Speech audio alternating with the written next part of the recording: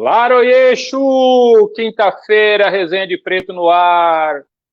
Já dizia Paulo Gustavo, sorrir é uma resistência, então vamos rir, vamos viver, vamos tentar sobreviver.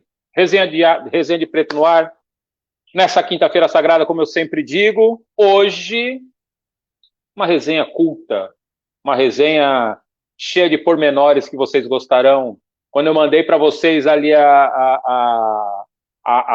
propaganda, né, do programa, o pessoal me perguntou, não, você não vai fazer isso. Vou fazer. Comigo hoje, Rafael Boscovic, advogado, 34 anos, autor de dos livros, Satoshi, em 2020, a Suprema Redenção, 2019, e a Sagrada Intervenção, de 2017, e a Divina Regência. Caraca, é 4? Achava que era 3, é 4? 4. Rapaz, como é que tu arranja tempo para advogar, meu querido? Pelo amor de Deus. Pois é, e para ser pai também. E ano passado, presidente de partido ainda, né? Tem isso ainda. Seja muito bem-vindo, meu querido. Boa noite. Pô, eu sou pálido assim, desse jeito, quando eu tô aparecendo aí. Reza a lenda que sim. O cara até se assusta, né, bicho? Parece um fantasma. Ai, muito boa noite, Rafael. Boa noite, Marco. Pô, obrigado aí pelo convite, estou honrado de estar aqui falando contigo. E quero saber, por que perguntaram aí, pô, tu não vai fazer isso? Como assim? Calma, a audiência, ela é exigente, a audiência quer ver sangue na água, a audiência sente o sangue na água, os tubarão fica ali. Como é que um cara pseudo-comunista, socialista, militante, não sei o quê, vai conversar com um cara que até ontem era presidente do Novo? Vocês ouvirão as respostas. Por enquanto, eu quero saber o seguinte: quem que é o CPF? Quem que é o pai Rafael Boscovic? Pô, Rafael Dmitry Boscovic, tem um Dmitry no meio. Que Olha! É o nome do meu bisavô, né? Um nome... Dmitry, na verdade, eu acho que é um nome até eslavo, né? É eslavo mesmo. Na Rússia também tem muito. O meu avô era sérvio, minha avó é croata, né? Ela é viva ainda, por parte de pai, isso. E os meus, por parte de mãe, família italiana, mas que já morava em Blumenau aí algumas, né, gerações. E sou casado com a Bruna. Então é o seguinte, se pegar um avião para a Sérvia, capaz de todo mundo ser primo do Petkovic. O Pet é sérvio, né? É sérvio. O meu avô é sérvio, meu avô era, né, de Belgrado. Minha avó croata. Que massa! E, enfim, me formei na FURB. Tu também é da FURB, né? Furbiano. Legal. Formei na FURB, acho que foi em 2009, 2010, acho que foi 2009. E sempre trabalhei, né, na área, desde o começo da faculdade, estagiando na área jurídica. E fui estagiar no escritório onde eu estou até hoje. Estou lá desde 2009. E, inclusive, é um perfil lá do nosso escritório, os estagiários, né, a maioria dos sócios hoje lá começaram lá como estagiários. Uhum. E é isso. Escrevo uns livros aí, faço umas polêmicas às vezes, apesar de não gostar. Sabe que isso aí é uma coisa engraçada, você fala, pô, como é que um pseudo-comunista e tal, quando as pessoas idealizam, né, quem que as outras pessoas são, né? Isso é muito engraçado. Agora que a gente, de novo, né, elegeu um vereador aí, que é o Tuca, eu estava como presidente ainda do Novo, começou um burburinho lá que o Boscovic era o demônio, né, encarnado, né, que o Boscovic controlava o Tuca, que o Boscovic mandava, não sei o quê, e não é nada disso, né, nem quero, nem gostaria e não é, né, o Tuca tem total autonomia, o gabinete dele está muito bem formado, enfim, né, muito bem, eu tomo conhecimento das coisas pela imprensa, às vezes. Então, normalmente dão mais poder pra gente que a gente tem, né? Mais poder, mais um monte de coisa, né? Às vezes mais dinheiro, às vezes mais, enfim, mais ódio, raiva, enfim. Chega a ser até cruel o que eu vou dizer, mas Se o pessoal achasse que eu era tão rico quanto eles pensam que é, se minha mulher achasse, se a mulher achasse que tivesse tanta mulher como ela acha que eu tenho, se o povo achasse que eu tenho tanto emprego quanto eu acho que eu tenho, eu tava ferrado, eu tava lascado. A dona da pensão já olhou com a minha cara aqui brava. Calma, é brincadeira. Rafael, da onde vem essa veia? Da onde que veio essa pegada tua para escrever, cara? Cara, não sei, eu sempre gostei de contar história. Você advogado também sabe que a gente vive de contar história, e não de inventar história, muitas vezes de contar uma história, né, de alguém, né, de uma situação, enfim. Então isso é meio que o nosso dia a dia, né, de advogado. E comecei a gostar de escrever artigo também, de vez em quando, tal. E eu sempre tive vontade de fazer uma obra, digamos assim, que eu pudesse ir trabalhando nela, né, durante, né, dia a dia, um pouquinho cada dia, e no final de um determinado período eu ver ela pronta. Mas eu não tenho aptidão artística, assim, de destreza nenhuma, né, não conseguiria pintar um quadro, não conseguiria esculpir nada. Numa época eu pensei em fazer um curso de carpintaria, acho, pô, muito legal, o cara faz um baú, um negócio assim, né, mas eu sou muito ruinzinho. Não herdei, meu pai é um cara muito habilidoso, não herdei nada disso aí dele, então não sei fazer nada, cara. E sei um pouquinho, sei escrever. E aí, como eu gosto, né, gosto de escrever e tal, pensei, porra, vamos escrever uma história, um livro, um negócio assim, e comecei. E descobri uma atividade extremamente prazerosa, né, porque dentro de uma história que tu tá escrevendo, tu tens total domínio dos fatos, né, tu decide, né, o que vai acontecer, quem que é o vilão, quem que não é, enfim. E isso é muito prazeroso. Inclusive, recomendo para as pessoas, né, para quem estiver vendo a gente aí, recomendo para ti também, escrever, cara. Escrever, inclusive, ficção, né? Pode ser texto curto, crônicas, enfim. Cara, é muito gostoso mesmo. Você sabe que é uma coisa que eu tenho comigo, né?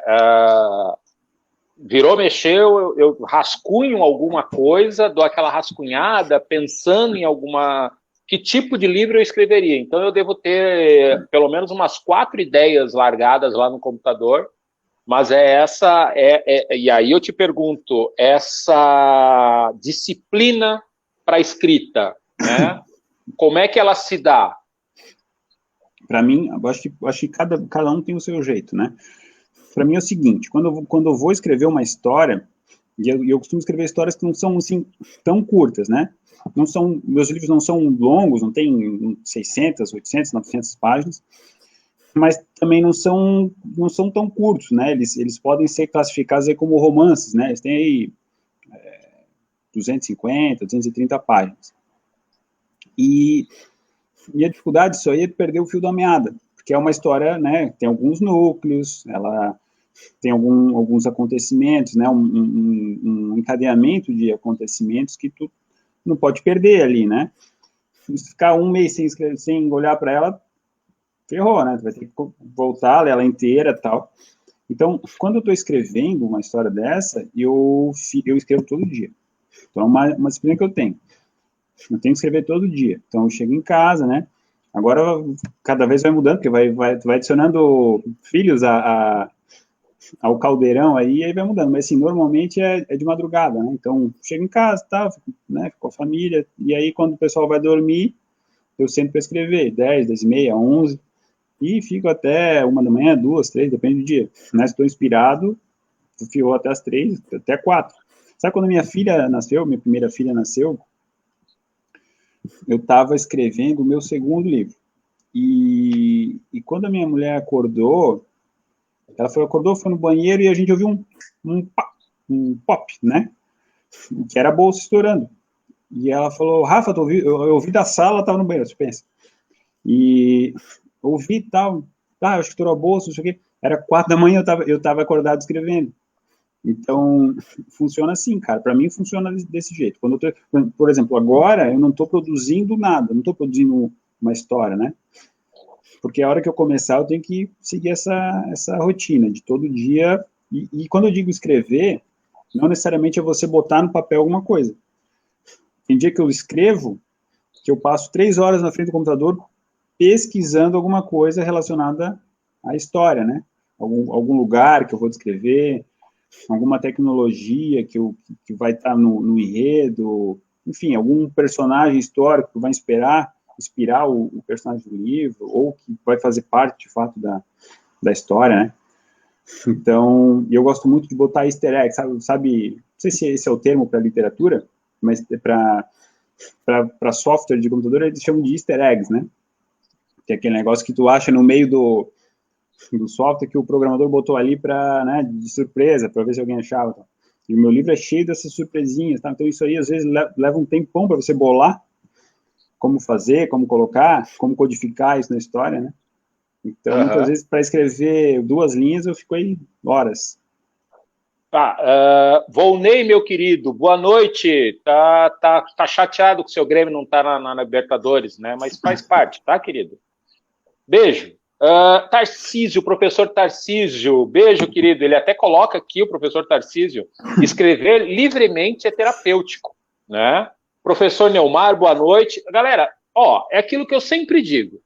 Entrou, curtiu e compartilhou. Porque aí, quando você compartilha, o easter egg também vai entrar em algum lugar aí, entendeu? Pegou a visão? Pegou a visão? Ajuda nós, ajuda nós. E aí tu me diz o seguinte, que o primeiro livro que tu escreveu foi em 2016, A Divina Regência. Qual que é a pegada dessa? Qual que é a sequência lógica? Eu lembro do pessoal divulgando, eu lembro desse livro sendo lançado. Eu acho que eu já tinha saído da faculdade, já estava atuando, e eu lembro do lançamento desse livro que você lançou. Como é que foi? Como é que se deu a história da Divina Regência? Deixa eu explicar uma coisinha. Esses 3 primeiros livros, que é a Divina Regência, Sagrada Intervenção e a Suprema Redenção, eles são uma história só. Eles são uma trilogia, né? Então, ele começa aqui e termina aqui. É só uma história. E essa história, ela começa com um sequestro, né, de um casal, uma empresária e um cientista, eles são um casal, e eles têm uma filha que se chama Júlia, uma filha adolescente. E esse casal é sequestrado, né, a filha participa ali por telefone, ela tá falando com a mãe quando eles são sequestrados, então ela, né, fica desesperada, tal, ela que liga para a polícia, e aí vai um agente de polícia na casa dela para, né, cuidar dela enquanto estão tentando achar os pais e coisa, e daí começa a história. E essa história vai se desenrolar para tramas que envolvem pesquisas que o pai dela estava fazendo, né, grandes corporações da indústria farmacêutica, pesquisas de desenvolvimento de doenças e curas, né, e aí, assim, até tem um negócio de desenvolvimento de um vírus para infectar o mundo inteiro, que para quem gosta de conspiração aí, tá bem na moda, né? Bem atual. Eu escrevi antes, então não foi uma indireta. Né? Ou não. Não, eu escrevi antes de acontecer corona, então... e também e tem um plano de fundo também, um troço muito, muito relevante, assim, que é o seguinte: pesquisas de tecnologia transhumanista, explicar para o pessoal, tecnologias transhumanistas são tecnologias que ampliam as capacidades humanas, né? Então, assim, se aquele negócio de botar chip na cabeça, né? Isso é uma tecnologia transhumanista, negócio de manipular a tua genética para tu viver mais, para tu correr mais, para tu ser mais inteligente, enfim, todas as tecnologias que ampliam, mudam, assim, a estrutura do ser humano, são tecnologias transhumanistas, e aí isso no embate com religiões, né? Principalmente com as religiões abraâmicas ali, cristianismo, islamismo e judaísmo. Então isso está bem presente na história também. E aí tem uma trama, mistérios e coisa, eu acho que foi bem legal, o pessoal gostou. O professor ai meu Deus, cadê aqui? O professor Tarcísio, ele coloca, é uma história ou uma ficção? Não entendi. Porque história... É uma ficção. É uma história ficção, né? Uma história ficcional. Uhum. Caraca, Daiane, querida, um beijo, saudade de ti. Daiane, jornalista do site, do canal 247, deve estar trabalhando bastante, né, dona Daiane? Pelo Olá, amor de Daiane. Deus, vou te dizer, hein? E parece, aqui, ó, até o Bruno Cunha entrou, querido. Fala, Brunão. Beijo, querido. Tá, e aí tu vai para o último livro, que é o Satoshi. Satoshi. Qual que é a pegada do Satoshi? A pegada do Satoshi é o seguinte. O Satoshi, para quem não sabe, Satoshi Nakamoto é o nome do suposto criador do Bitcoin, né? Alguém apareceu num mailing de criptografia, né, de entusiastas de criptografia, lá no final de 2008, e falando assim, olha, eu desenvolvi uma moeda totalmente digital, totalmente descentralizada, que vai funcionar de tais formas, e tem aqui um white paper, né, um artigo, que explica tudo como é que ela vai funcionar, né, assinado Satoshi Nakamoto. E aí, o pessoal se interessou, né, essa questão de criptografia, de descentralização de dinheiro, já era uma coisa que já existia nessas comunidades de entusiastas da criptografia, né, ou cypherpunks, como chamam, essas comunidades há muito tempo, desde os anos 90, e acharam interessante, alguns começaram a se envolver, vou minerar, que é basicamente você colocar à disposição da rede, né, da rede Bitcoin, ou do blockchain do Bitcoin, uma capacidade computacional, né, na época dava para fazer com o próprio computador de casa, então alguns começaram a minerar e a rede começou a funcionar, né, em cima dessa rede descentralizada de computadores, e ele ficou conversando com esse pessoal ali isso eu estou contando a história real, não é a história do livro, né, ele ficou conversando com esse pessoal ali por mais ou menos um pouco mais de um ano, explicando, né, como é que funcionaria e tal, até que ele mandou uma última mensagem e nunca mais mandou nenhuma mensagem, né, e sumiu. E aí o pessoal se tocou, mas quem que é o Satoshi Nakamoto? Ninguém nunca viu, ninguém nunca falou, ninguém sabe. E até hoje, cara, isso faz mais de 10 anos, o Bitcoin, né, tem um market cap, aí, um valor total de mercado chegou a ultrapassar $1 trilhão, mais ou menos 10% do mercado total de ouro, para você ter uma noção. É uma coisa que está revolucionando, né, a economia, revolucionando as finanças do mundo, porque ele dá uma liberdade, né, para o indivíduo que até então não tinha. Ele consegue, o indivíduo que quer hoje se proteger da expoliação estatal, né, que é feita por meio da inflação, né, inflação monetária, ele consegue, independentemente dele ser da elite financeira ou ele ser um pobretão, né? Eu consigo, qualquer um consegue ir lá e comprar Bitcoin. Hoje é muito fácil, né?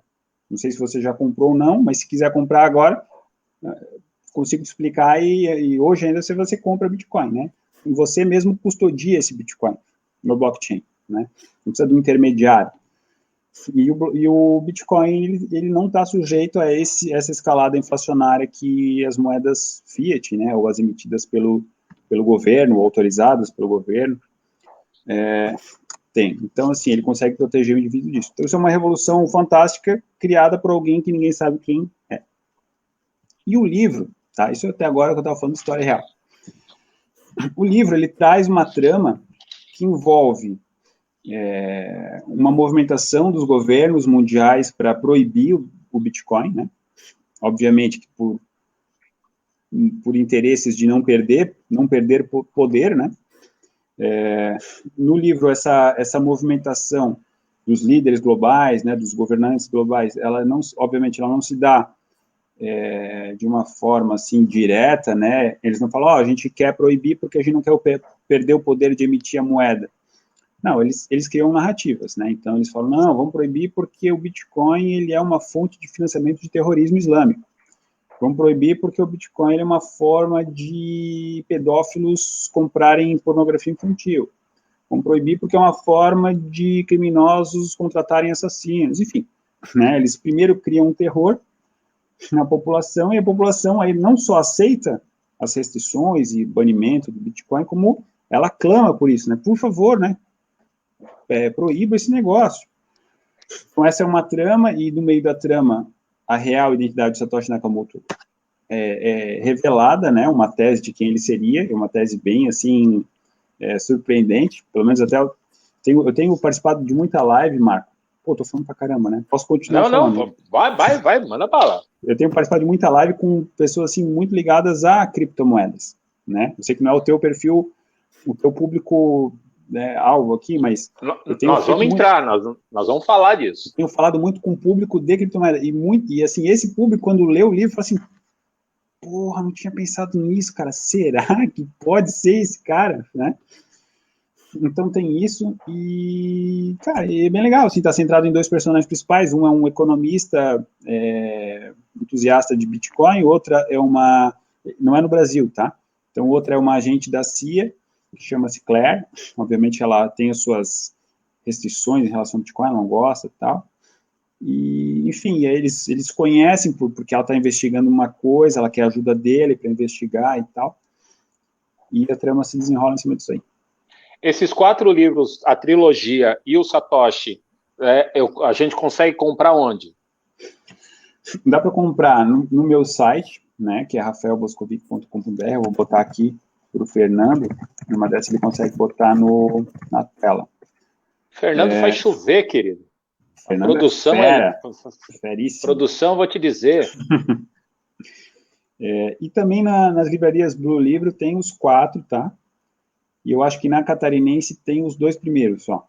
Então na Blue Livro tem na 15, né? E no Shopping Parque Europeu. Tá. Lá tem os 4 livros. Entrando nessa história, e aí já mudando ali, ó, rafaelboscovic.com.br, já bota ali porque eu já fiquei interessado, já obrigado, vai para mais 4 livros para minha cabeceira ali. Se eu olhar a cabeceira, pelo amor de Deus, né? Tem um troço ali. Vai para a lista. Vai para a lista. A gente compra livro e não lê. A gente é viciado em comprar livro. Ler já é outros 500. Ler é outros 500. Não peça demais. Não peça demais. E aí, Rafael, assim, ó, olhando para esse universo dessas moedas, da criptomoeda, é algo para o brasileiro, né, relativamente novo, porque de forma objetiva não é algo que muita gente, não é popularizado, vamos dizer assim, né?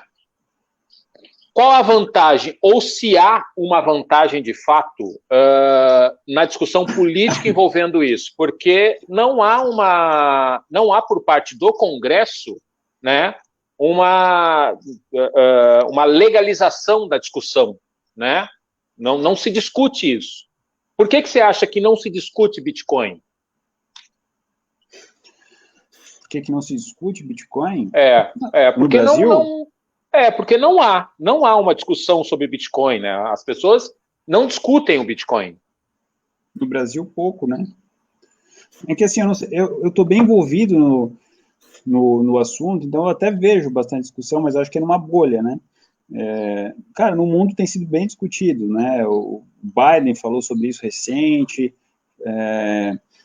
a Lagarde, né, que é a presidente aí francesa do Banco Mundial, ela falou no começo do ano também que o Bitcoin precisava ser regulamentado. A Índia baniu recentemente, a Turquia também baniu recentemente, a Nigéria baniu. O que aconteceu nesses países? Uma inflação galopante, né, diferente da nossa aqui, que é mais... Está controlada, teoricamente controlada. Mais ou menos controlada. Nesse país ocorreu uma inflação. Venezuela, por exemplo, né? Bitcoin na Venezuela é extremamente popularizado. Por quê? Porque é como as pessoas conseguem guardar valor, né? O Bitcoin ele pode ser muito comparado assim ao ouro, tá? Inclusive, o presidente do Fed falou isso. Ele falou, não, porque ele estava tentando dizer que o Bitcoin não valia como dólar, de fato não vale, né? Não dá para se usar como moeda corrente por causa das taxas de transação. E ele falou, não, o Bitcoin ele tem muito mais a ver com o ouro do que com o dólar. E eu vejo assim também. Só que assim, o ouro, cara, se você quer se proteger, né, de desvalorização do seu pouco dinheirinho que você tem ali em casa, com ouro é muito difícil, né? Porque assim, onde é que você vai comprar? Depois, onde é que você vai vender? Depois, se você for entregar para alguém para comprar alguma coisa, como é que a pessoa vai verificar que ali qual é a pureza daquele ouro? Como é que você vai dividir certinho tantos gramas que você quer? É bem complexo, não é acessível para as pessoas o ouro, né? E o Bitcoin já, por outro lado, né? E ele tem esse fator aí de escassez, né? Por isso que ele é tão comparável ao ouro. Ele não é de livre emissão, ele não é de emissão discricionária de ninguém, né?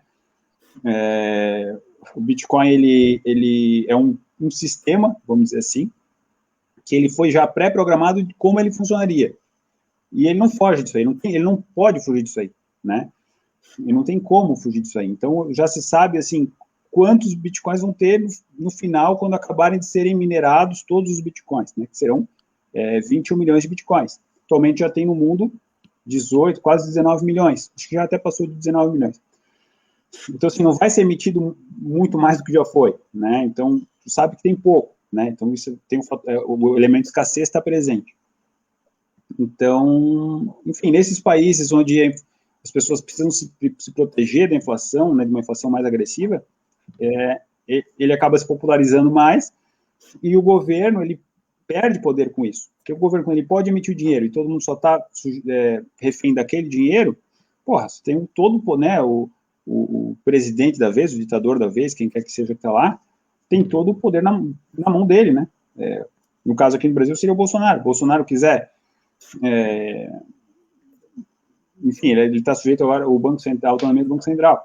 Mas existem outras formas, né, de você emitir dinheiro, que não só imprimindo dinheiro. Você pode emitir dinheiro, os bancos, eles emitem dinheiro. Os bancos não têm o menor interesse no Bitcoin, né, os grandes bancos. A moeda corrente, o papel, né? Inclusive, se o Amoedo estiver ouvindo a gente aqui, ele vai poder confirmar. Os bancos não têm interesse no Bitcoin. Né? Por quê? Porque os próprios bancos, eles podem, por lei, emitir moeda através dos depósitos fracionários. O que é isso? Você vai lá, deposita 10 mil reais, o banco ele tem direito de emprestar para outras pessoas, não só os seus 10 mil que estão depositados lá, mas um múltiplo disso, que varia de país para país. Então, digamos assim, tu põe 10 mil, ele pode emprestar 100. Então, ele acabou de emitir 90 mil. Entende? Isso também tem seu efeito na economia, tem seu efeito no aumento do preço das coisas, né, que é a inflação. Então, os bancos não têm interesse. Então, tem vários, né, grupos de gente poderosa, né, políticos poderosos, bancos, enfim, que não tem o menor interesse.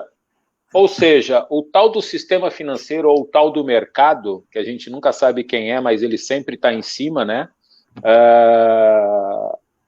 A gente tem que pensar o seguinte, que alguém está mandando nessa porqueira toda aqui. Alguém está mandando. Diga. Tem um conceito de mercado que aí não se aplica para isso, tá? Às vezes a gente fala as coisas, isso é muito legal dos debates, né?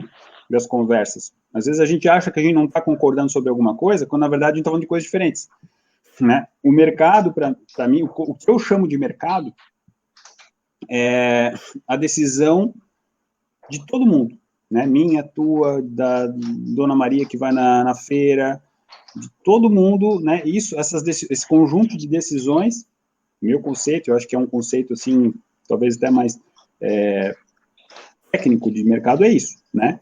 Então, assim, a maioria das pessoas não pensa assim, a maioria das pessoas pensa que o mercado é a bolsa de valores, né? E, na verdade, sim, claro, a bolsa de valores é uma parte do mercado, mas o mercado mesmo são todas que o mercado é um bicho, né? É que o mercado é um bicho, é quase um Frankenstein. O mercado é um Frankenstein. Eu penso dessa forma. O mercado acaba sendo um Frankenstein, que cabeça é um banco, é o sistema bancário, os braços é o sistema imobiliário, a especulação financeira é o estômago, porque aí acaba digerindo todo mundo, e as pernas é isso que tu falou, é a Dona Maria que está indo buscar comprar o pão, pagando caro no pão, porque ela não entende porque o pão está caro, porque pão é trigo, trigo é dólar, dólar está caro, né? Então, talvez a gente esteja na mesma conexão quando a gente diz que esse mercado é um Frankenstein. Eu acho que o mercado ele muitas vezes é manipulado por muitos setores, né? Por exemplo, sim, o mercado financeiro no Brasil é totalmente controlado, né? Se a gente tem poucos bancos, né? Porque esses bancos são protegidos aí por diversos mecanismos de monopólio, né? A gente vê que o Brasil tem menos bancos hoje do que tinha há 10 anos atrás, né? A gente foi embora a HSBC, outros bancos internacionais simplesmente fecharam operações aqui, então concentra cada vez mais em poucos, né? Então a gente tem aí, em tese, não há um monopólio, mas é um oligopólio totalmente controlado por rent-seeking, né? Que é a captura das decisões do governo por um grupo econômico. Então, aí, assim, isso aí não é o mercado, isso aí é alguém capturando uma parte do mercado, manipulando por meio, e aí, nesse caso, né, visivelmente por meio da força estatal, né?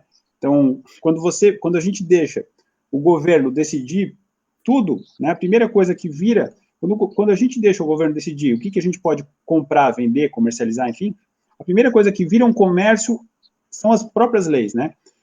Então, assim, você vê que a nossa Constituição, ela proíbe que você me empreste dinheiro por mais de X% ao ano, né? 12% ao ano, enfim. Menos se você for um banco. Se você for um banco, você pode achar juro no meu, né, Ashlow, como diria aqui no Menal, que não tem problema. Então, o que acontece? Todo mundo que precisa de dinheiro, eu não posso pedir para o Marco dinheiro. Vou ter que ir num banco, né? Então, você vê como assim, não, mas isso é para proteger as pessoas dos agiotas. Proteger, caramba, isso é para dar mais poder ainda para os bancos. Estatizar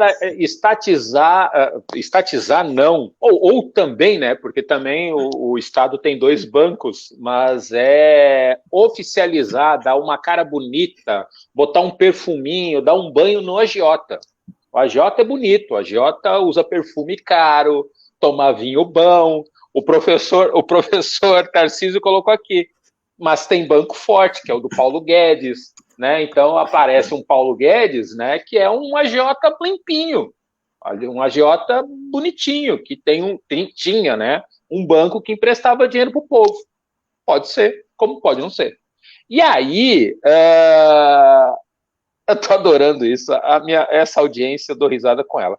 Fabio, um beijo, meu lindo, tô com saudade de tia em Joinville. A Covid não deixa eu ir aí, então não adianta.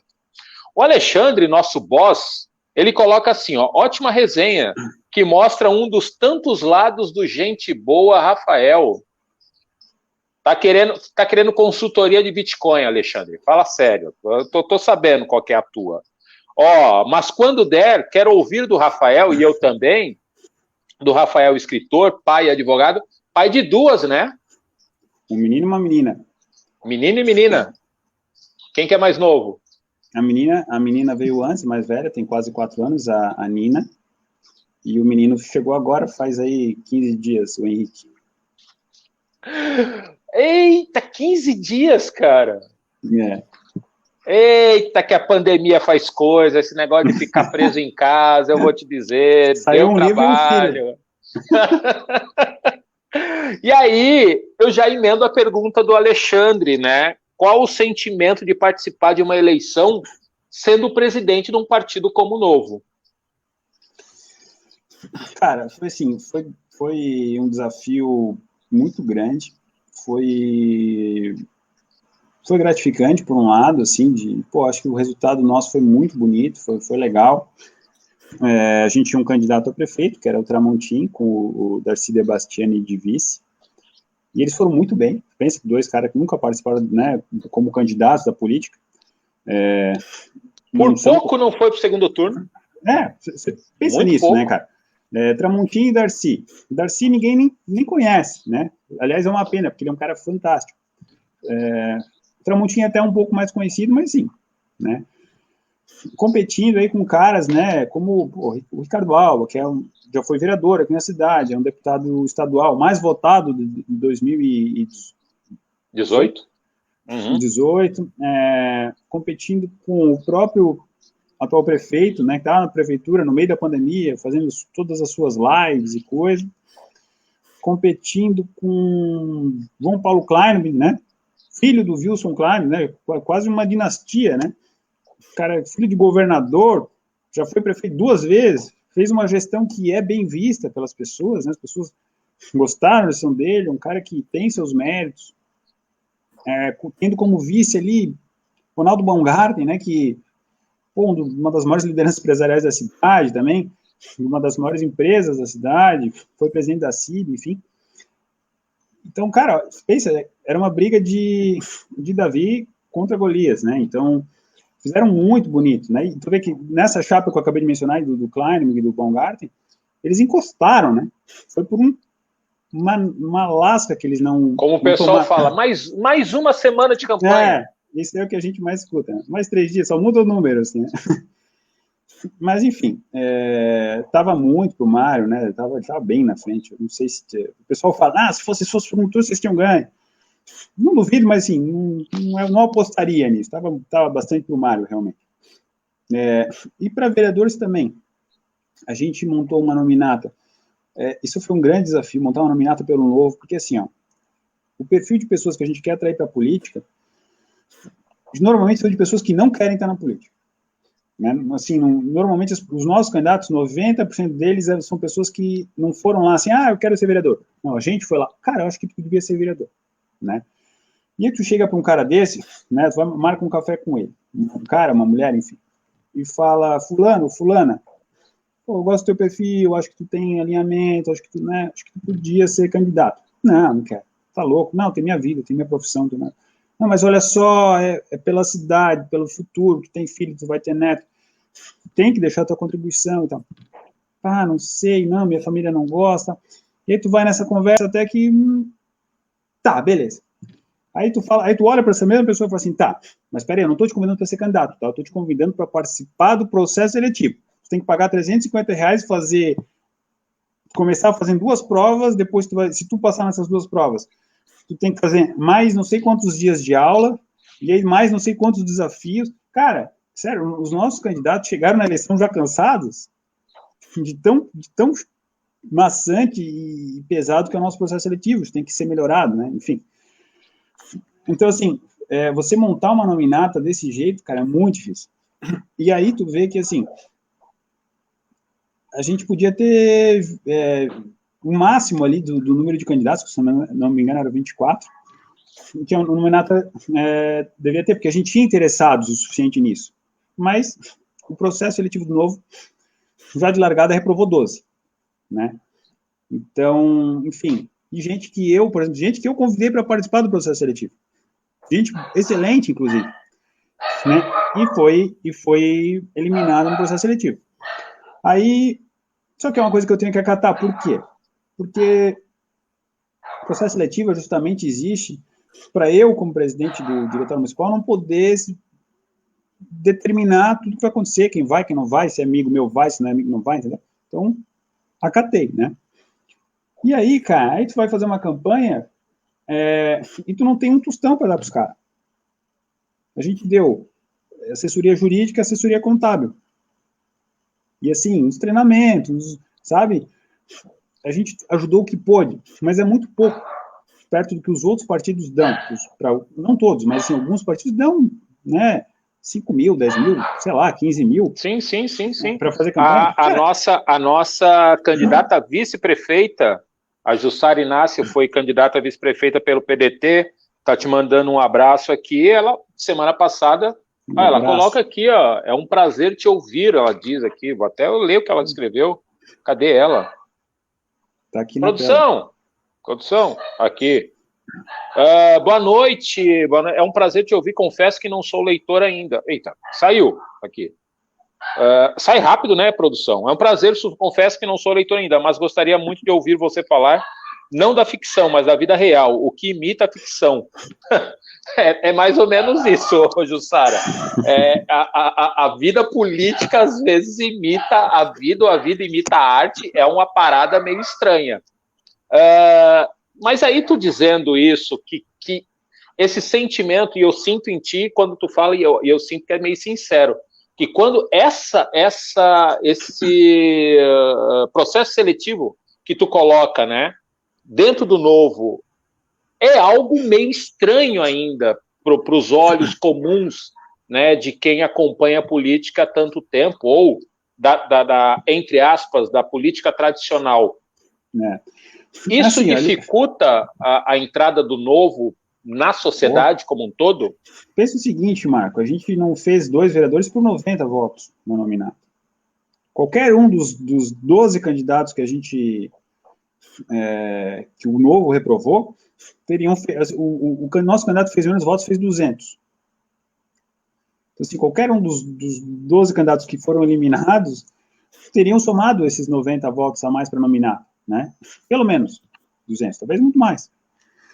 Então, você vê como é difícil, cara. Você tá jogando, é que nem você vai jogar um campeonato, mas assim, o teu próprio time fala assim, mas tu vai com os cadarços presos no outro, com uma mochila de 10 quilos nas costas, e te vira aí pra, né?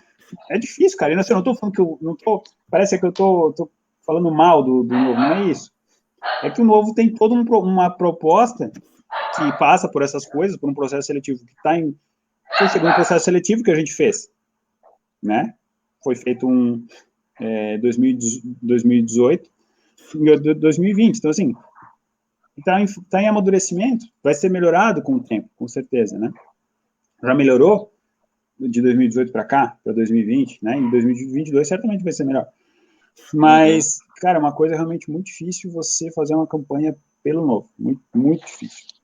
E aí, já entrando nessa questão política propriamente dita, né? E aí o Kevin Kyle, ele já entra aqui me sacaneando. Tem que chamar o Marco para o processo seletivo do novo. Eu vou dizer para você, senhor Kevin Kyle, que eu participei de 2 reuniões da montagem do novo aqui na cidade. Eu fui em 2 reuniões, Tava em 2, lá no... perto da Vila Germânica ali, no CTG da Vila Germânica. Confesso que eu não consegui terminar a reunião por N motivos, né? E dentre eles a gente vai começar a debater aqui. Não bate as ideias. Não, assim, não é que não bate as ideias. Hoje o Brasil é uma coisa muito engraçada. O Brasil consegue inventar. Calma, Jussara, eu vou ler todo o seu comentário. Cadê ela? A minha audiência, ela manda mensagem por tudo quanto é lugar aqui.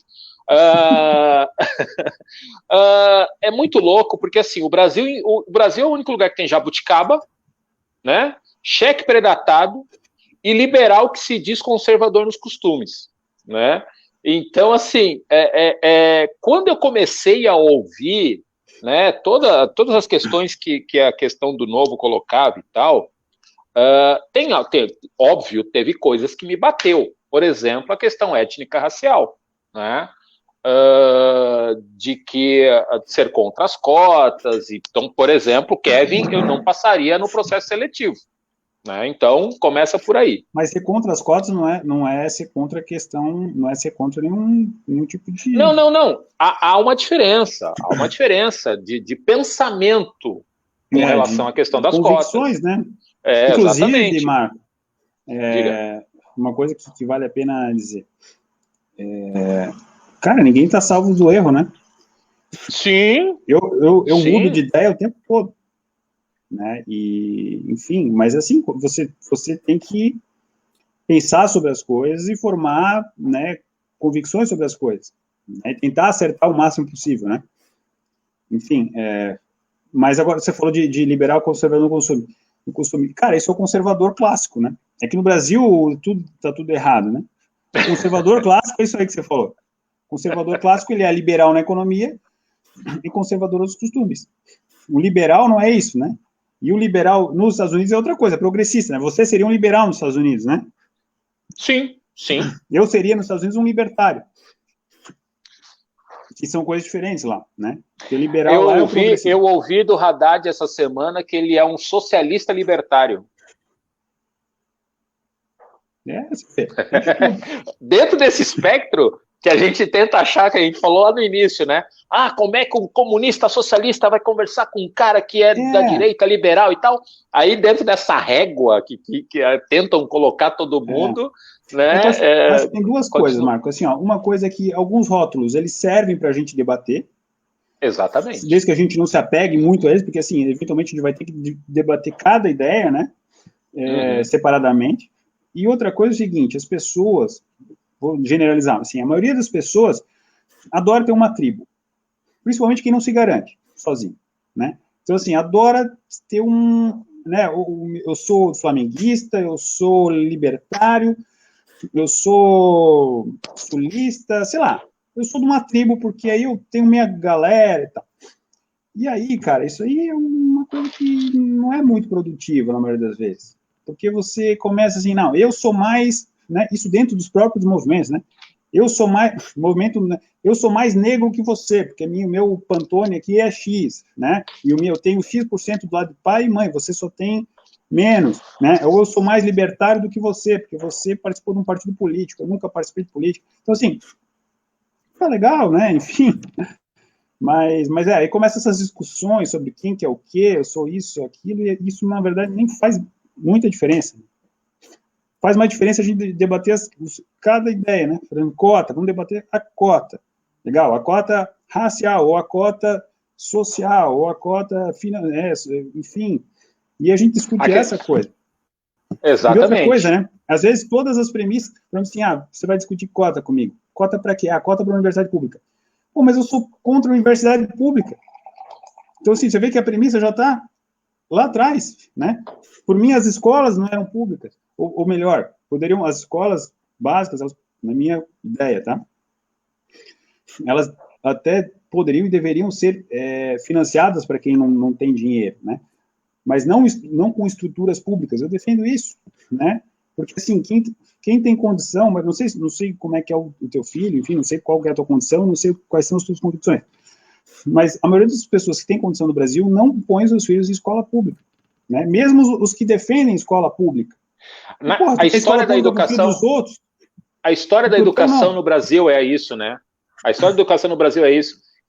Lá atrás, a escola primária, a escola secundária, ela era pública e ela era de boa qualidade por N motivos, e com a chegada, e aí eu estou resumindo de forma muito grotesca aqui, mas é uma resenha, de forma muito grotesca, quando o filho da empregada, como o Guedes falou essa semana, quando o filho do porteiro começa a entrar para dentro dessa escola pública, se cria a escola particular, e aí essa escola particular constrói esse personagem que ocupa a vaga na escola, na faculdade pública. As federais até então, dentro dessa discussão. As federais ainda são melhores, né, cara?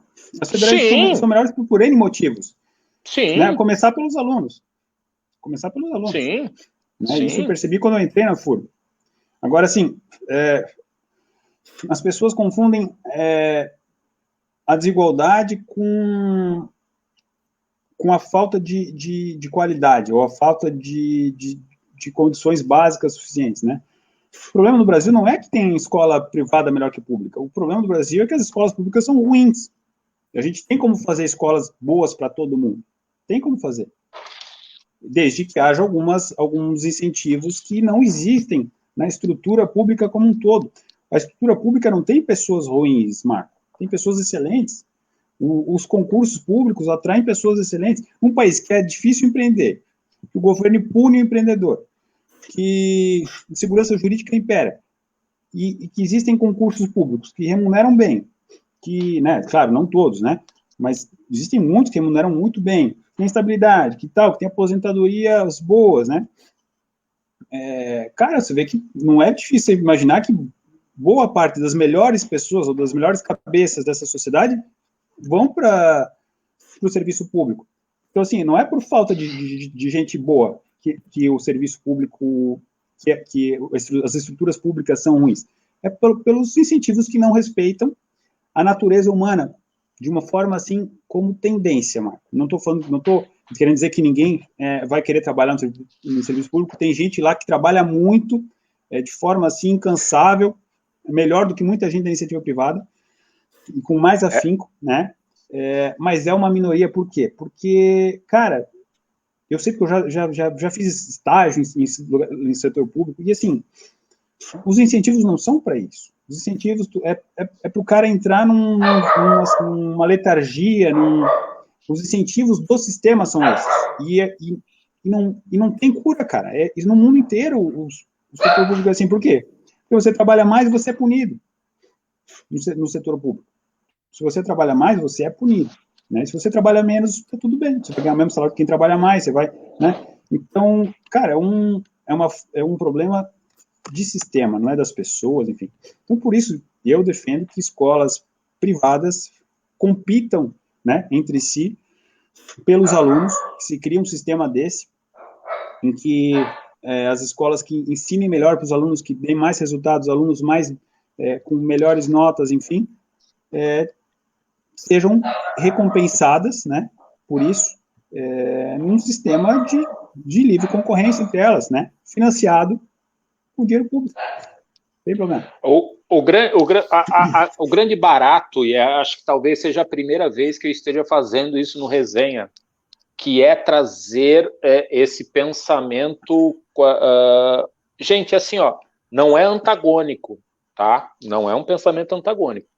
Porque eu, ao longo desses estudos que eu venho fazendo dentro dessa política que é o Brasil, eu me identifiquei, como o próprio Rafael colocou, eu me identifico hoje mais como um cara liberal raiz ali, de entender que principalmente, inclusive, um liberal libertário, vamos criar mais essa denominação muito louca, assim. Posso tentar?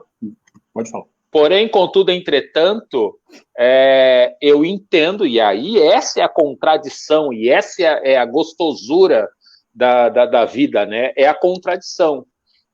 Não tem, por exemplo, se a gente pensar que a pandemia hoje nos mostrou que nós precisamos de um sistema público de saúde funcionando, e dentro de um sistema americano, por exemplo, que não há saúde pública para todos, tá dando uma M gigante lá. Tem gente que foi curada pela Covid, mas vai morrer com uma dívida gigante de hospital, né? Você sabe que o sistema de saúde, sabe que o gasto público do governo americano com saúde é 2 vezes maior por habitante do que é no Brasil? Eu vi isso em algum lugar essa semana, é verdade. Que aí eu fui dar uma estudada para trocar ideia contigo. Aí eu falei, ué. É que assim, ó, tem 2 coisas, né, Marco? Pô, não tem saúde para todo mundo, mas tem um mercado de plano de saúde que não tem aqui, né? As pessoas lá, eu morei nos Estados Unidos em 2 oportunidades, Marco. E numa delas eu já era maior de idade e trabalhei lá no trabalho que tinha, né? Então fui lava-prato, fui cuidador de estacionamento e tal. E nesse trabalho de lava-prato que eu tinha, o garçom do restaurante onde eu trabalhava, ele tinha um Hummer. Sabe o que é um Hummer? Um carro? Aquele carrão, sim. Que aqui no Brasil só milionário tem. Ele tinha um Hummer, morava numa boa casa, na casa dele era legal pra caramba, tinha coisa de fliperama, ele tinha uma vida boa, tinha plano de saúde. E ele era garçom. Tá? No Brasil, um garçom não tem condição de ter isso, mas nem sonho. Tá? Então, assim, mas ele tem o SUS. Ah, legal. Então, assim, são sistemas diferentes, não dá para você comparar, dizer, não, pô, os Estados Unidos não tem SUS. Cara, não tem SUS, mas os caras têm condições de pagar um plano de saúde. Tem condições, tá? Te garanto, o cara lá, ele tem condição de pagar. Se ele quiser, claro, se ele não gastar tudo com outras coisas, depois não tiver dinheiro para isso, mas é a escolha de cada um, enfim. Aí entra, mas aí agora, entra um outro ponto que eu queria falar, Marco, é o seguinte,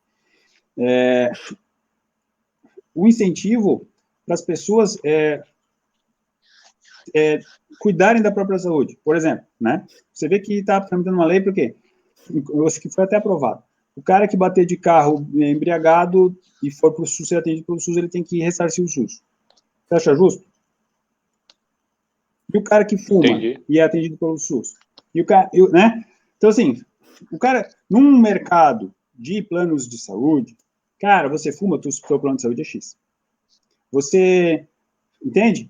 Você faz exercício? Sim. Eu entendi essa lógica. Cada um vai acabar, né? Porque assim, se não, cara, que todo mundo come o que quiser, fuma o que quiser, assume os riscos que quiser, e você, que é um cara, que é um pai de família e tal, que tá ali fazendo sua vida direitinho, você vai pagar a conta de todo mundo. Isso é uma coisa. A outra coisa é o seguinte, eu vi uma vez uma entrevista com um ministro da saúde de um desses países da Escandinávia, e eu acho que era a Suécia. e era sobre a saúde do país, o sistema de saúde, que lá também tem um sistema público de saúde bem encorpado. E o entrevistador falou assim, pô, mas vocês dão de 10-0 no sistema de saúde americano. E o cara falou, sim, senhor, nós damos, porque a gente garante saúde para todo mundo, saúde de qualidade. Porém, se não existisse o sistema de saúde americano, nós não conseguiríamos existir. Por quê? Porque o sistema de saúde americano é o que possibilita o desenvolvimento de metade dos remédios que a gente consegue comprar aqui a preço acessível, de 70% dos tratamentos, de não sei o que lá. Então, assim, cara, legal. Os sistemas, eles escondem detalhes que a gente, às vezes, não consegue enxergar numa primeira olhada, né? Então, enfim, não estou defendendo o sistema de saúde americano porque eu nem conheço ele. Eu estou defendendo uma ideia geral de, assim, cara, a gente precisa de pessoas, primeiro, assumindo a responsabilidade pelos seus atos. Segundo, de empresas competindo entre si para prestar melhor serviço. Enfim, e de um não ser responsabilizado pelas ações do outro. Simplesmente isso. Agora, assim, como vai funcionar, como vão ser os detalhes, como a gente vai fazer com a criança que não tem condição, como a gente vai fazer com... Enfim, são outros 500, né?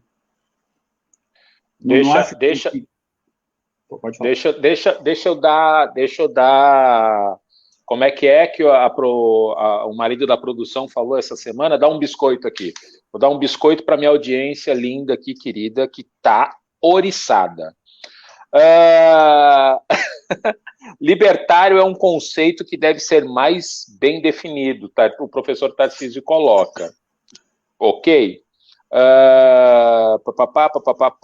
A Jussara, ela coloca que ela fez uma pergunta, que é a próxima, tá? Que eu vou chamar o Rafael aqui na chincha, mas ela coloca ali a questão da discussão com relação às cotas, mas o professor Tarcísio coloca aqui que é assim, ó, o problema é a precarização dos espaços públicos através de interesses privados de mercado. Isso é uma discussão também que pode ser feita. Né?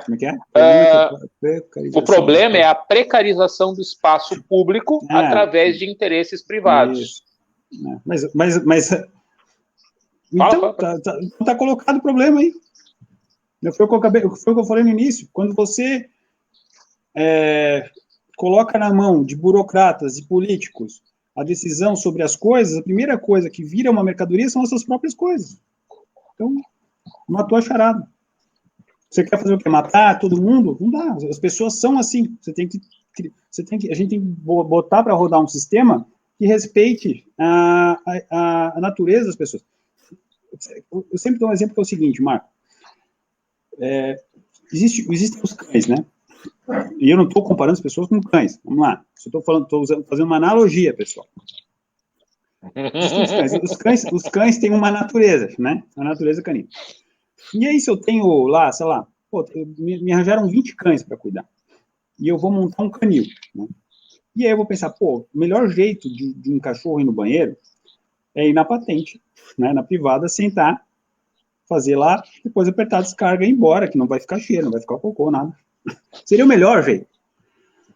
E eu já vi vídeos, procurem no Google aí, no YouTube, que tem vídeo de cachorro de fato fazendo isso. Tem cachorro que faz, e aperta a descarga. Acontece que não é da natureza canina fazer isso. A maioria dos cachorros não vão conseguir fazer isso. Tá? Então, amigo, em vez de a gente fazer 20 casinhas de cachorro com uma patente em cada uma, vamos fazer com o piso assim, meio inclinado, para se tu dar uma mangueirada ali, o cocô já entrar numa vala e ir embora, respeitando, né? Vamos fazer um sistema que respeite a natureza canina. Tá? Porque se a gente ficar sonhando no mundo ideal, em que que a gente vai ficar treinando todos os cachorros, tentando mudar a natureza deles, para que todos eles tentem na privada, limpem a bundinha depois e apertem a descarga, não vai dar certo. Não nessa vida e não na próxima. Então, eu faço analogia para dizer o quê? O ser humano, cara, tem seres humanos fantásticos. Tem Madre Teresa de Calcutá, tem Martin Luther King, tem pessoas fora da curva, que se doam a vida inteira, que fazem pelos outros a vida toda. Eu não diria que essa é o traço mais marcante do ser humano. O ser humano, eu acho que tem um instinto de autopreservação, né, que foi o que manteve a gente vivo sendo um macaquinho mais fraquinho, peladinho, da savana, a gente conseguiu chegar até aqui porque a gente tem um instinto de autopreservação muito forte, né? E isso vira, de alguma forma, um tipo de egoísmo. A gente pensa nos nossos interesses, né? Quando eu estou lá no meu escritório e liga, na sexta-feira, às 6 da tarde, está na hora de eu ir embora, né? Tem uma filhinha, tem um filhinho em casa, tal. Me liga um cliente e fala assim, Rafael, cara, recebi uma multa de R$ 36 aqui. Cara, lá no meu fundinho eu tenho vontade de falar assim, não, desculpa, amigo, segunda-feira eu vou ver se tua multa é 36 pila, porque, pelo amor de Deus, não vai me incomodar sexta-feira com uma multa de R$ 36, né?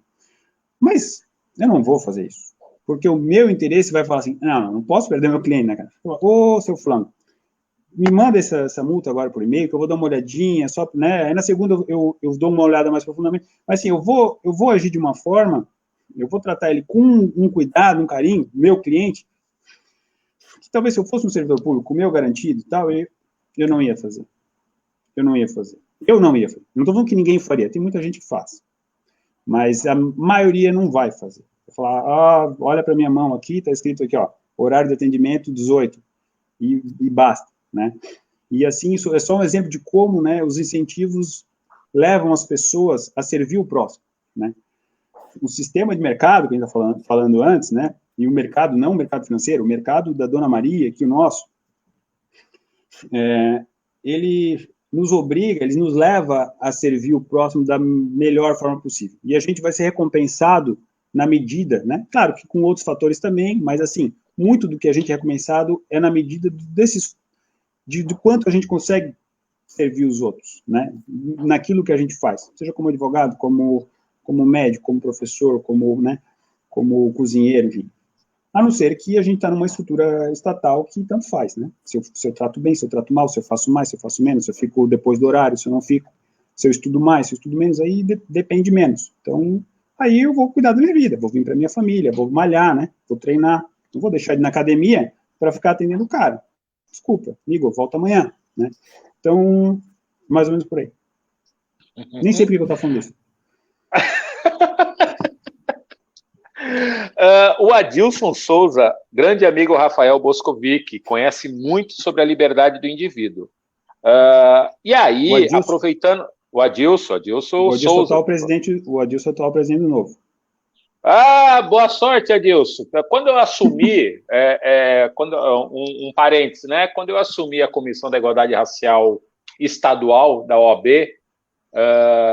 nessa gestão ainda do Rafael Horn, mas aí eu larguei, né? Na verdade, passei para uma outra pessoa. Um professor da FURB falou para mim o seguinte: eu não sei se eu te dou parabéns ou falo que você está fudido. Quando você assumiu? Não sei. Quando eu assumi. Então, Adilson, eu não sei se eu te dou parabéns ou você está meio lascado, mas boa sorte. Vai lá. Segura essa bucha aí, que tá vindo coisa a mais aí, hein? Tá vindo eleição 22 aí. E aí, aproveitando o que o professor Neumar coloca aqui, parece que o Novo de Blumenau concentrou o discurso do presidente Bolsonaro e tem uma boa parte da nata da cidade. Existe isso que eu ia te cutucar com relação a isso. Não é verdade, não. O Novo Blumenau, ele tem uma pegada bem, assim, claro, formado por pessoas, tem bolsonaristas no Novo. E tem pessoas no Novo que eu diria que são de esquerda. Tem, né? Mas eu diria que dentre os diretórios municipais do Novo do Brasil, o Novo Blumenau é um dos mais, de fato, liberais, tá? Liberais, e aí, assim, não sei o que você ouviu lá no dia, que era liberal na economia, conservador no consumo. Não. A gente troca uma ideia depois. Porque não é assim, ó. Por exemplo, casamento entre pessoas, né, do mesmo sexo, do mesmo gênero. Cara, não tem nada de conservador na ideia do Novo disso. O Novo é totalmente a favor, né? Liberação de drogas, o Novo não tem posição, mas eu diria que o Novo Blumenau, majoritariamente, seja a favor também. Não porque é pró-drogas, ou quer que as pessoas usem drogas. Não, porque quanto mais liberal você é, mais você acha que o indivíduo tem que tomar suas próprias decisões, fazer, né? O seu corpo, enfim, desde que não vou nem dizer prejudique, mas não agrida diretamente a pessoa, né? Não sou a favor da pessoa, sei lá, se embebedar e dirigir, não isso. Mas eu tô dizendo assim, não, cara, se você vai se drogar, isso vai fazer mal para você, cara, lamento, não gostaria que você fizesse isso, acho ruim, mas a decisão é sua, né? Assim como se você quiser tomar um remédio que não é cientificamente comprovado, né? Seja a cloroquina, ou seja aquele que tinha aqui, Pomerode, ele tinha um cara que estava fabricando, diz que muita gente se curou com aquilo, de câncer, mas, né, não era aprovado pela Anvisa, não era aprovado por nada. Mas aí, de novo, a gente fala, e os interesses privados por trás, os grandes laboratórios, enfim, de qualquer forma, eu acho que o cara que quer tomar um remédio, ele tem que ter a liberdade de tomar, né, ou de se drogar, ou, enfim, o que ele quiser fazer com o corpo dele, desde que não agrida outra pessoa. Então, cara, não tem esse negócio de conservador, não no novo Blumenau, tá? Não sei se algum novo aí pelo Brasil tem, mas de conservador nos costumes, não. Tem gente que é conservadora na própria vida, né? Isso sim. Ah, não, não vou ter que tatuar. Eu costumo dizer, Rafael, que assim, ó, e eu já tive essas discussões várias vezes, o povo brasileiro, no contexto geral, ele é conservador. Ponto. Tudo bem. E tudo bem ser conservador. O grande problema exatamente, não tem problema nenhum. Quando essas pessoas querem impor o seu conservadorismo para o outro. Exatamente. Eu não casaria com outra pessoa do mesmo sexo e eu não quero que ninguém case. Não, vai. Com todo respeito, mas vai um pouquinho. Faz o que tu quer com a tua vida, né? Eu, cara, não tenho uma tatuagem. Nenhuma. Na verdade é porque eu não posso, né? Eu tenho um problema de pele que eu não posso. Senão eu até teria. Mas assim, cara, que eu tô preocupado se o outro cara tem tatuagem, se o outro cara se veste, tem cabelo comprido, sabe? Então, e assim, querer usar a força do Estado para impor isso para as pessoas, né? Isso é o pior de tudo. E essa mistura não tem nada a ver com o que o Novo originalmente defende, tá? Vereador Tuca, obrigado pela audiência, vereador. Mó honra, dizendo que o bate-papo tá muito bom, obrigado mesmo. Valeu, Tuca. Tô me sentindo grandão, E aí, aproveitando isso... Eu tô vendo que alguém vai participar do processo seletivo do Novo. Olha, não fala nunca diga nunca. Nunca diga nunca. Isso na minha vida eu aprendi que eu não posso falar isso. Eu nunca diria que eu me tornei um cara liberal, mas olhando, e isso faz parte do processo de construção de um cidadão. Ele pode mudar, ele deve mudar, faz parte da vida mudar. Você vê que nos Estados Unidos o progressista é liberal, né? E aí eu gostaria não sei quantas pessoas estão assistindo a gente aqui, mas eu gostaria de mostrar para as pessoas, tentar ilustrar aqui, né? A gente tem o que a gente chama de direita conservadora, né, de um lado, de esquerda progressista de outro, né? E a direita conservadora, tradicionalmente, defende liberdade econômica. Defende algumas liberdades. Liberdade econômica, né? Com livre concorrência, livre mercado. Tradicionalmente, não é esse conservadorismo do Bolsonaro aí. O conservadorismo inglês, né, ele defende isso, liberdade econômica. Defende liberdade de legítima defesa, né, do cara portar armas, né. Defende algumas liberdades que tradicionalmente a esquerda progressista não defende. Por outro lado, a esquerda progressista defende liberdades que a direita conservadora não defende. Por exemplo, casamento entre pessoas do mesmo sexo, usar drogas, enfim, liberdades mais individuais, digamos assim. E o libertário no meio é o cara que defende todas as liberdades dos dois lados. Né? Então, o que você falou? Cara, ou tu é liberal ou tu não é. Liberal, né, pela metade, não é. Enfim, só queria fazer aqui, então assim, a gente tem chamado isso muito de libertário, esse cara que é liberal, tanto na economia e, enfim, né, quanto nos costumes e outras liberdades individuais. Liberdade de expressão, né? O Adilson coloca aqui, na verdade, a missão gigante de suceder um grande presidente novo, que foi o Rafael. Muito trabalho para dar continuidade e manter o mesmo nível. O Adilson fala isso, mas deixa eu fazer uma justiça aqui. O trabalho do Rafael foi o trabalho também do Adilson, porque o Adilson já estava, né, já era o vice-presidente aí, e, por exemplo, a gente tem um troço muito bem sucedido no Novo Blumenau, que é a macarronada do Novo. Como a gente não tem dinheiro, não usa dinheiro público, a gente faz essa macarronada aí para angariar dinheiro e dar um bom dinheiro. E, cara, o Dilson leva isso nas costas, por exemplo. Né? Então, sempre levou. Né? Então, o Dilson aí, bom trabalho do Rafael Boscovic se deve metade aí ao bom trabalho da Dilson. O Antônio Carlos Moreira coloca: conservador é tomar decisões e ver que as mesmas são ineficientes e voltam atrás. São ineficientes e voltam atrás.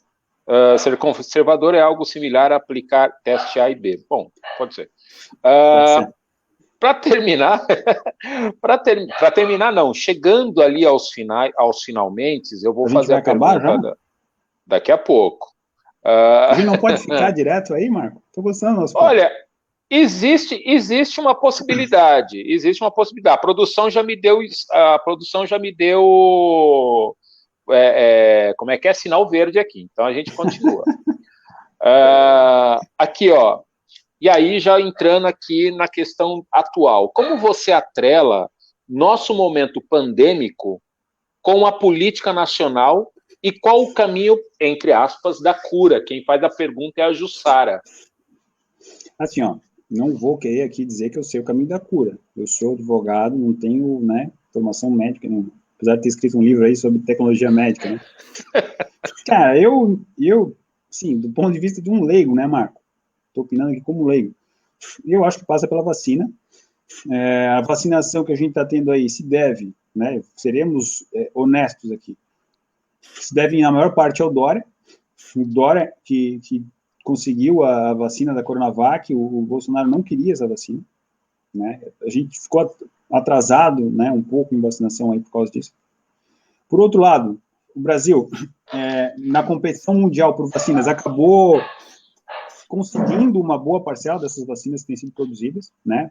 A gente tem uma grande população, então, em percentual de população vacinada, está muito baixo ainda, mas em número de vacinas, do total de vacinas produzidas no mundo, que a gente conseguiu, a gente é o 5º ou 6º país, né, do mundo.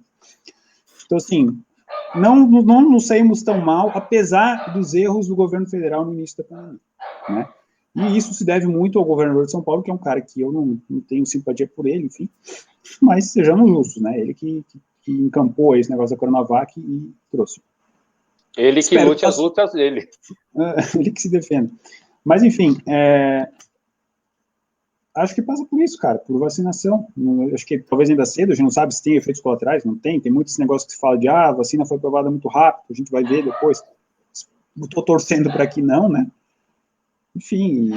Eu sempre fui um não crítico, mas eu sempre disse que quando começou essa discussão de pandemia e estourou toda da forma como foi, eu sempre dizia para todo mundo que me perguntava, tá, o que vai dar? Eu falei, cara, a única coisa que eu tenho medo é da vacina, mas tenho medo no sentido do seguinte, eu só quero me vacinar, não interessa qual, eu quero a vacina, mas eu tenho medo de agulha, né? E tenho medo também da forma como ela foi criada muito rápido. Então, assim, a minha ignorância como um cara que não entende absolutamente nada de ciência, entender o seguinte, eu tenho que acreditar que a ciência evoluiu a tal ponto que conseguem fazer uma vacina num tempo recorde. E eu preciso acreditar nisso. O grande problema é que, assim, cara, se politiza tudo agora. Tudo. Né, cara? Tá numa fase que tudo é politizado. Então, assim, a ciência sempre foi, né, mas está mais do que nunca politizada. Então, assim, cara, tem muita gente chamando, então se tu não acredita em tal coisa, tu é um negacionista, tu é um terraplanista. Se tu acredita, então tu tá negando a ciência, né? Quando na verdade tu vai ver que a própria Coronavac, né, até agora ainda não foi aprovada pela Europa, salvo engano, né? Então, assim, a ciência da Europa tá errada ou a nossa ciência tá errada? Qual que é a ciência, né? Então, a própria discussão hoje, rolou a discussão na CPI, com relação a Sputnik V. Por que na Rússia está vacinando só Sputnik e aqui boa parte de muitos lugares não aceitam ou vão aceitar? Então, é muito louco isso. Mas aí eu te pergunto, Rafael, e foi o tema que a galera que eu coloquei para a live, né, para a entrevista. Que Brasil ou que país, que sociedade você quer construir para as suas duas crianças? Cara, assim, hoje eu tô com muito receio do totalitarismo, muito. E isso não só normalmente o totalitarismo ele vem principalmente do chefe do poder executivo, né? hoje eu vejo um totalitarismo muito grande por parte do STF, né? E uma coisa que me assusta muito, e acho que é uma das liberdades que eu mais prezo, é a perseguição que tem sido feita em relação à liberdade de expressão. Tá? Começou com o tolimento da liberdade de expressão de apoiadores do Bolsonaro, aí veio uma reação no sentido contrário, né? Outro dia foi alguém tweetou lá, fez uma piada, de mau gosto, mas fez uma piada de, o Bolsonaro vai estar na cidade, ninguém quer terminar o serviço, negócio assim, piada de mau gosto, mas nitidamente uma piada. Aí foram lá na casa do rapaz, prenderam o rapaz, sabe? Acho que isso tá escalando para um lugar não legal, né? A gente tá vendo perseguição de humoristas, né? Dos dois polos, né? Porque os humoristas também estão ideologizados, digamos assim, né? Então, assim, tem um Danilo Gentili, que é um cara mais libertário, sendo perseguido. Ele é perseguido pelos dois lados, né? Candidato a presidente pelo Novo? Não, pelo MBL, né? MBL? O Amoedo tá flertando com ele, né? Falou bem dele e tal. Pois é. Prefiro ele com o Amoedo, mas enfim. Cara, então, assim, isso me assusta muito. Eu não quero uma sociedade para os meus filhos que eles não possam, que eles tenham medo de falar, entendeu? Isso me assusta. Porque acho que as pessoas têm que ter a liberdade de falar, inclusive falar merda. Vou até usar o termo aqui para ficar bem claro. Tá liberado. Porque o cara, quando ele fala merda, ele primeiro, ele tá se expondo, né? A sociedade vai olhar para ele e falar assim, não, para, você é um louco, né? Ele pode ser convencido do contrário, né? Enfim, e quem define o que é a merda, né? Às vezes o que ele está falando ninguém concorda, mas daqui a alguns anos vai ser, né? Tem um que falou merda... A questão racial é assim, né, Marco? A questão racial, né? Sim. Martin Luther King, Malcolm X, né? Claro, Malcolm X é talvez de uma linha um pouco menos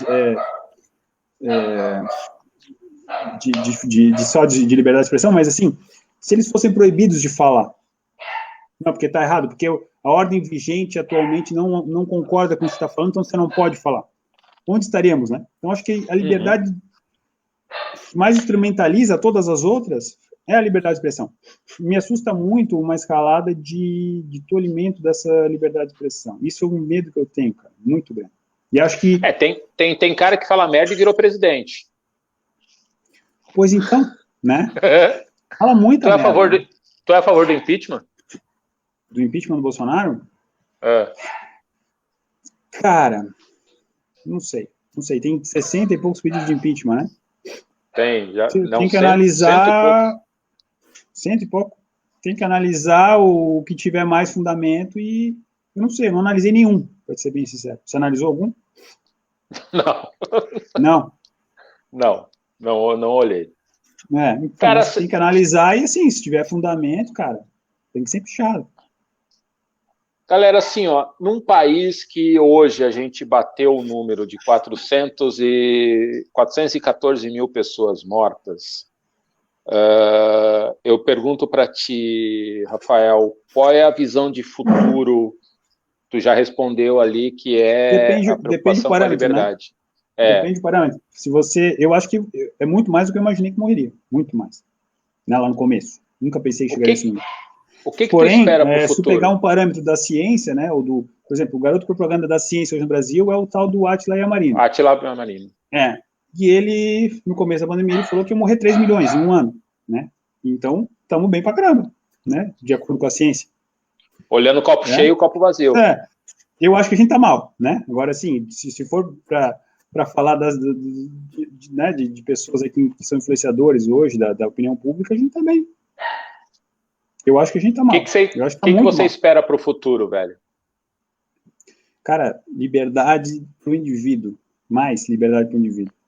Para o indivíduo. E aí, independentemente da cor, da opção sexual, não sei se chama mais de opção, isso muda o tempo todo, né? Raça, enfim, qualquer coisa, cara. Para mim, o indivíduo, assim, a proteção do indivíduo, da liberdade do indivíduo é o bem maior, né? O que eu enxergo. Então, isso eu espero para o futuro. Um país que tenha mais... Acho que a gente está caminhando para o outro lado disso aí, né? Vejo, assim, uma das maiores bancadas no Congresso é a bancada evangélica, né? E eu não tenho, cara, nada contra evangélica, mesmo, né? Eu poderia ser um evangélico, tranquilamente, sou um cristão. Mas eu acho que algumas iniciativas, né, de grupos que tentam impor o seu estilo de vida aos outros, me assusta, né, me assusta muito. Isso pode ser evangélico, pode ser esquerda, pode ser direita conservadora, pode ser, sabe? Me assusta muito, assim, você não poder tomar as suas próprias escolhas, não poder falar, enfim, isso é o que eu pretendo combater ainda, não agora, porque eu estou cansado, mas um dia. Galera, a conversa foi boa. A conversa foi muito boa. Cara, Rafael, brigadão. Eu esperava um tipo de conversa e a resenha é boa por causa disso, e a resenha de preto é porque esse que vos fala é do jeito que é, mas é resenha. A gente vai se virando, vai se entortando e vai se achando no meio do caminho.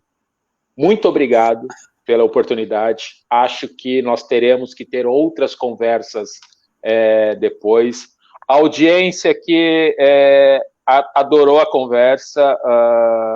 Eu não vou conseguir ler tudo que o pessoal escreveu. Gente, muito obrigado. Eu continuo, eu abri dizendo isso e vou encerrar falando isso. Sorrir ainda é um ato de resistência. Ai, meu Deus, fugiu o nome dele. Paulo Gustavo. Ele disse isso. Ainda sorrir é um ato de resistência. Se a gente puder sorrir ainda, mesmo com tanta tragédia ao nosso redor, ainda continua sendo um ato de resistência. Seja ele qual for, seja a forma como você pensa, seja o que você quer para a sua vida. Mas eu continuo com o cara desse lado aqui. Respeitar o próximo, respeitar o que o outro pensa e respeitar a liberdade do outro. De resto, quinta-feira que vem tem mais. Beleza? Marco, gente, posso agradecer também? Claro. Agradecer ao Marco, então, pelo convite, cara. Obrigado mesmo. Fernando Krieger aí pela produção, né? O Gonça também, o Alexandre Gonçalves aí para direção geral aí, pelo espaço que dá para o Marco também, né? Que é fundamental. Obrigado para o pessoal que acompanhou e ressaltar aí, reforçar isso que o Marco acabou de falar, pessoal. Posso ter falado coisa aqui que muita gente odiou, muita gente concordou, mas, assim, uma coisa que eu gosto de presumir no outro, né, e isso, o Bruno Cunha estava aqui agora, eu sempre falo isso com ele, a gente se dá muito bem e a gente tem pensamentos muito diferentes, muitas vezes, né, e uma coisa que a gente fala muito é o seguinte, cara, partir da premissa de que o cara está defendendo aquilo porque ele está bem, com boa intenção também, não é porque ele está pensando diferente de mim, então ele quer que os outros morram, ele quer que os outros sejam torturados, não é isso, né, às vezes o cara pensa que aquilo é o certo. Então a gente pode conversar, pode chegar a denominadores comuns, enfim. E, isso, eu acho que hoje aconteceu um pouco disso aqui. O Marco foi um cara muito tolerante com as ideias que eu apresentei. Eu sei que muitas delas ele não concorda, mas ele foi extremamente elegante, deixou eu falar. Então, Marco, obrigado pelo convite, obrigado pela tua elegância, tua civilidade aí hoje. E quando quiser, estou aqui de volta. E vou comprar livro. Vai lá no site do homem, tem uns livros bons. Galera, obrigado, boa noite, até semana que vem. Vou tentar aumentar a régua de novo, beleza? Beijo, se cuida, vacina. Tchau.